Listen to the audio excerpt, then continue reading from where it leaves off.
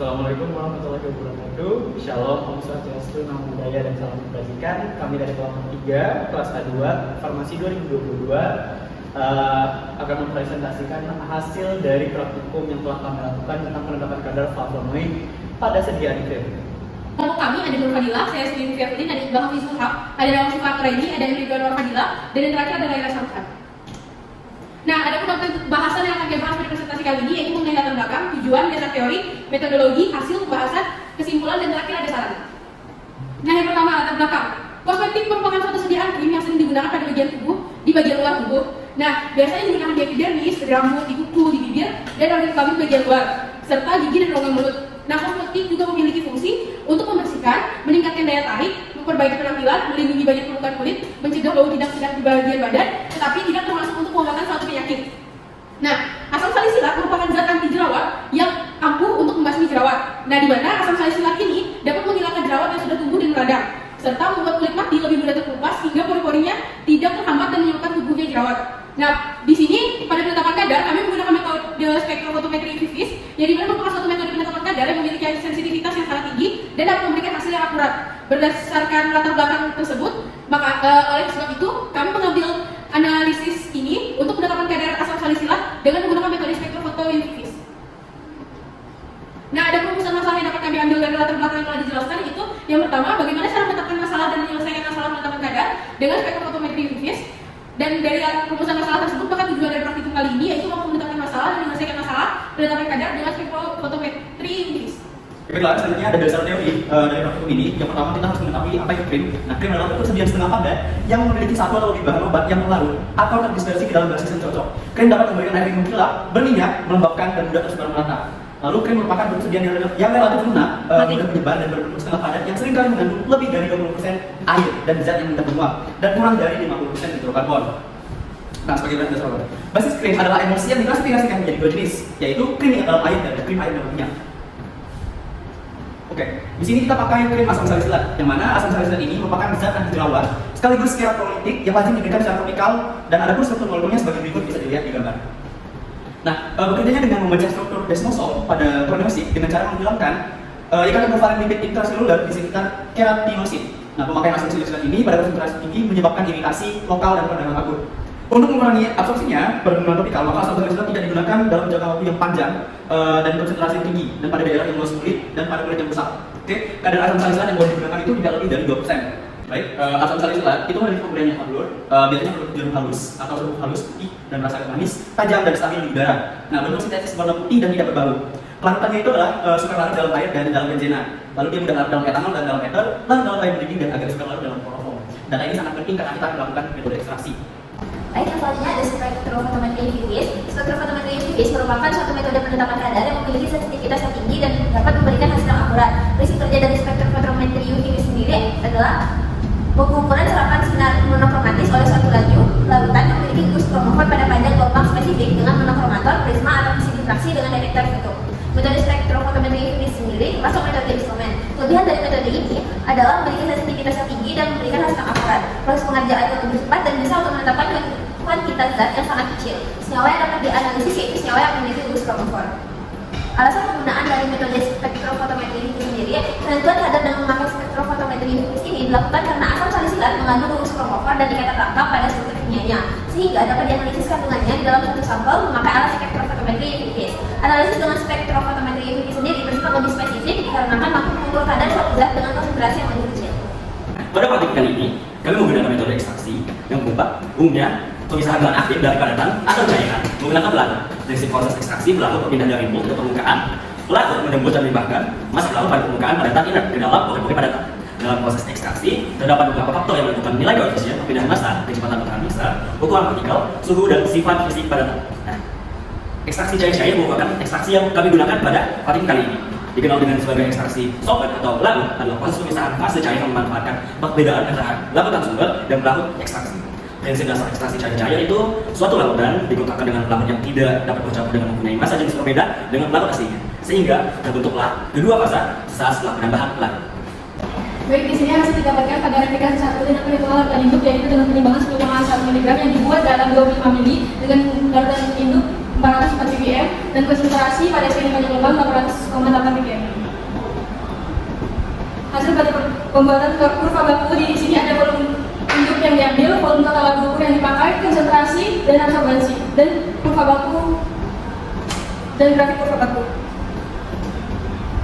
Berikut adalah hasil penimbangan pada sampel replikasi 1, yaitu dengan didapatkan 4,198 gram dan yang dibuat pada 50 ml dengan perhitungan penetapan kadar asam salisilat sediaan krim yang didapatkan skema yang didapatkan R-nya adalah 0,8749 dengan X replikasi 1 yaitu 79,376 dan dalam satu tub ada 7,507 gram. Kadar asam salisilat dalam satu tub yaitu 1/1,9427 mg dalam satu tub.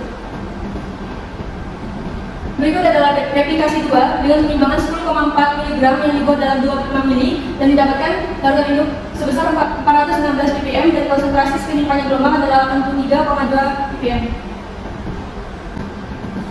Berikut adalah pembuatan kurva baku dalam replikasi 2. Berikut adalah volume induk yang diambil, volume total labu ukur yang dipakai, konsentrasi dan absorbansi.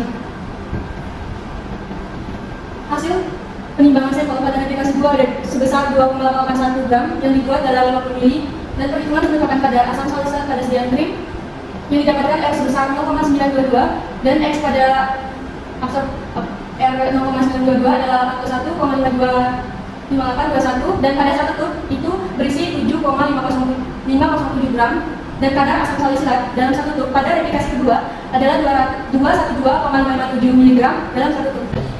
Jadi berikut bahwa rata-rata kadar asam salisilat pada replikasi 1 dan replikasi 2 sebesar 177,249 plus minus 1246,594 mg. Sediaan asam salisilat merupakan sediaan yang sering dijumpai dalam kehidupan sehari-hari. Sediaan tersebut dapat berupa krim yang sendiri merupakan sediaan lekat karena lebih mudah dioleskan dan tidak berlemak layaknya sediaan salep. Dikarenakan sediaannya yang kontak langsung dengan kulit, maka perlu dilakukan penetapan kadar pada krim asam salisilat. Penentuan kadar merupakan parameter yang penting dalam monografi yang harus dievaluasi untuk memastikan kestabilan sediaan obat selama masa penyimpanan saat terhadap pasaran. Evaluasi ini dilakukan untuk obat yang beredar dan untuk mendaftarkan sediaan obat ke otoritas teknis. Pada praktik kali ini dilakukan penetapan kadar asam salisilat pada sediaan krim. Pertama-tama ditimbang sampel krim asam salisilat sebanyak 1 tub, kemudian didapatkan hasil penimbangan 1 tub sampel yaitu seberat 7,503 gram. Berikutnya dilakukan seluruh sampel yang telah ditimbang pada kadar lagi, kemudian dibagi menjadi 4 titik bagian sampling, kemudian ditimbang masing-masing 1 gram sampel pada setiap titik sampling, lalu pengambilan sampel menggunakan metode representatif yang mana pengambilan sampel dilakukan dengan mengambil sampel beberapa bagian yang berbeda dari setiap wadah. Sampel yang diperoleh konsisten dengan prosedur pengambilan sampel yang dirancang untuk memastikan bahwa berbagai bagian dari suatu tugas atau berbagai sifat dari bahan yang tidak seragam terwakili secara proporsional. Setelah sampel ditimbang hingga titik sampel terakhir, kemudian dilarutkan sampel ke dalam 50 ml metanol dan disanitasi selama 5 menit. Metanol ditambahkan karena metanol merupakan senyawa polar yang disebut sebagai larut universal yang dimana selain mampu mengekstrak komponen polar juga dapat mengekstrak komponen non-polar. Kemudian dilakukan sanitasi selama 5 menit karena pada pencampuran masih terdapat ketidakhomogenan.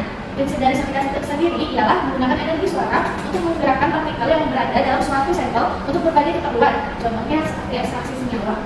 Penelitian ini menunjukkan bahwa semakin lama waktu sanitasi ukuran partikel cenderung lebih homogen dan mengecil yang akhirnya menuju ukuran nanopartikel yang stabil serta perkembangan pun semakin berkurang. Setelah dilakukan sanitasi, kemudian dimasukkan bagian yang bening ke dalam corong pisah, lalu ditambahkan enheksan sebanyak 10 ml dan ditambahkan kembali 5 ml enheksan karena belum terbentuk pemisahan. Pencampuran di dalam corong pisah berdasarkan tingkat polarannya. Setelah itu, corong pisah dikocok dan akan terbentuk 2 lapisan. Larut yang memiliki massa jenis lebih besar akan berada di lapisan paling bawah, dan yang memiliki massa jenis lebih kecil akan berada di lapisan atas. Senyawa yang terkandung dalam ekstrak nantinya akan terpisah sesuai dengan tingkat polaran larut yang diinginkan. Senyawa akan terlahir pada larut yang tingkat polarannya sama dengan senyawa tersebut. Ditambahkan enheksan karena setiap larut memiliki karakter berbeda dalam mengambil senyawa bioaktif suatu sampel yang berbeda polarannya. Maka larut pertama dan enheksan digunakan dalam ekstraksi untuk mendapatkan senyawa berdasarkan tingkat polarannya, yaitu polar maupun polar. Ekstraksi menggunakan larut dengan polaritas berbeda dapat menghasilkan ekstrak dengan polaritas yang berbeda pula sesuai dengan sifat polaran masing-masing ekstrak. Kemudian setelah terjadi pemisahan antara sampel yang terlarut dengan metanol dan serta enheksan, diambil bagian sampel yang terlarut oleh metanol, kemudian dimasukkan bagian tersebut ke dalam tabung reaksi sebanyak 7/8 tabung dan dihasilkan sebanyak 4 tabung. Berikutnya seluruh tabung reaksi disentrifugasi dengan kecepatan 5000 fpm selama 10 menit. Sentrifugasi merupakan metode yang menggunakan prinsip sedimentasi, di mana kecepatan sentripetal digunakan untuk memisahkan substansi dengan tekanan yang lebih besar dan lebih kecil. Prinsip utama sentrifugasi adalah memisahkan substansi berdasarkan pada jenis molekul dengan cara memberikan gaya sentrifugasi sehingga substansi yang lebih berat akan berada di dasar, sedangkan substansi yang lebih ringan akan terletak di atas. Teknik sentrifugasi tersebut dilakukan di dalam sebuah mesin sentrifugasi dengan kecepatan yang bervariasi.